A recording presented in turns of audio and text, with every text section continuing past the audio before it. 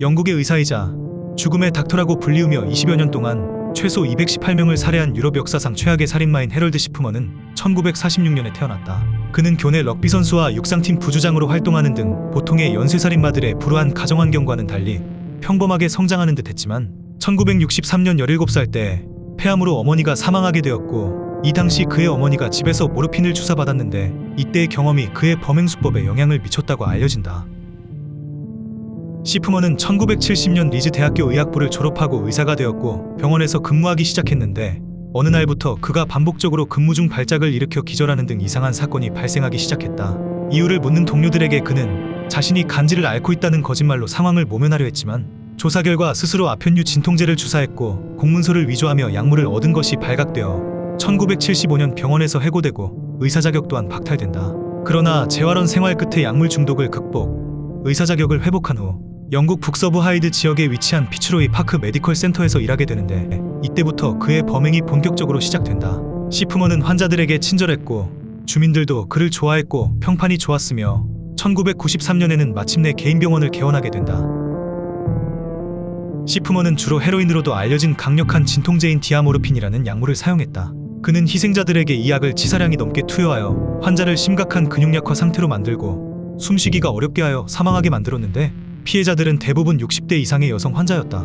이들은 대부분 경미한 증상의 병으로 시프먼에게 치료를 받다가 갑작스럽게 사망했는데, 이때 그는 피해자들의 유언장을 조작하여 유산을 가로채기도 하였다. 이 모든 범행들의 의심을 피하기 위해 환자의 시신을 직접 수습하고 부검까지 직접 진행하여 자연사로 보이게 부검 결과를 조작하는 치밀함으로 경찰의 의심을 피해갔고, 이에 더해 시프먼은 의료계에서 신뢰받고 존경받는 인물이었으며 또한 친절한 사람이었다. 이러한 치밀함과 선한 이미지로 의심을 피하고 범행을 은폐할 수 있었다.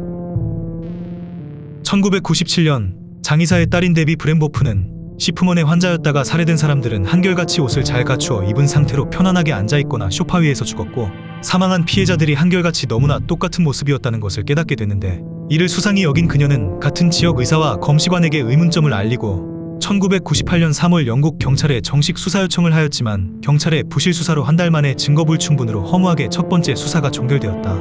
이후 은밀한 살인 행각을 이어가던 중 1998년 5월 시프먼은 캐슬린 그룬디라는 여성을 살해했는데, 그녀는 시장직을 역임하기도 했을 정도로 뛰어난 커리어 우먼이었었고 당시 80세의 나이임에도 건강했던 사람이었다. 시프먼은 평소의 범행 수법처럼 약물로 그녀를 살해했지만 그녀의 전 재산인 38만 6천 파운드, 하나로 6억 원의 거금을 자신에게 넘긴다는 터무니없는 어머니의 유언장을 수상히 여긴 그녀의 딸이자 변호사인 안젤라 우드로프가 경찰에 다시 수사를 의뢰하였고, 매장된 시신을 부검한 결과 모르핀이 검출, 시프먼의 연쇄살인의 종지부를 찍게 되었다.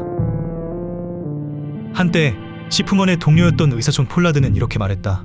내가 생각할 수 있는 선에서 설명 가능한 이유는 그는 환자가 죽어가는 과정을 보면서 그 자체를 즐거워한 것 같다. 삶과 죽음에 대한 생사권을 가지고 있다는 감정 그 자체에 그는 만족했는지도 모른다. 그의 범행의 정확한 동기는 확실하게 알려지지 않았지만 동료 의사 존 폴라드의 말처럼 환자의 삶과 죽음에 대한 권력과 통제에 중독되어 살인을 저질렀거나, 그가 종종 자신을 피해자의 재산의 상속인으로 유언장을 조작해 경제적인 이득을 얻었었는데 이 때문에 돈을 벌기 위해 살인을 했을 거라는 추측들이 있다. 1999년 10월에 시작된 재판, 그는 15건의 살인 혐의로 기소되었지만 검찰은 환자 218명의 사망에 그가 관여했다는 증거를 제시했다. 영국과 전 세계의 언론이 주목한 가운데 시프먼은 모든 혐의에 대해 무죄를 주장했으며 그의 변호인단은 사망의 원인이 자연사, 자살의 결과라고 주장하였지만 검찰은 법의학적 증거, 목격자 증언, 의료 기록을 증거로 반박하였고 팽팽하게 맞섰지만 법적 공방은 그리 길게 가지 않았다. 2000년 1월 해럴드 시프먼은 15건의 살인 혐의와 1건의 유언장 위조 혐의가 인정되어 종신형을 선고받았다. 시프먼은 종신형 선고 이후 감옥에 수감되었지만 뻔뻔하게도 자신의 무죄를 끝까지 주장하다 2004년 스스로 생을 마감했다. 이 재판은 관련된 피해자의 수와 시프먼의 범행이 발각되지 않고 의료 행위를 계속할 수 있었던 시스템의 심각한 결함이 드러난 사건이기도 했기 때문에 의사의 규제와 통제, 약물 사용의 모니터링에 상당한 변화를 가져왔고 현재까지도 전 세계 범죄학자와 법률 전문가들이 계속해서 연구하고 있다.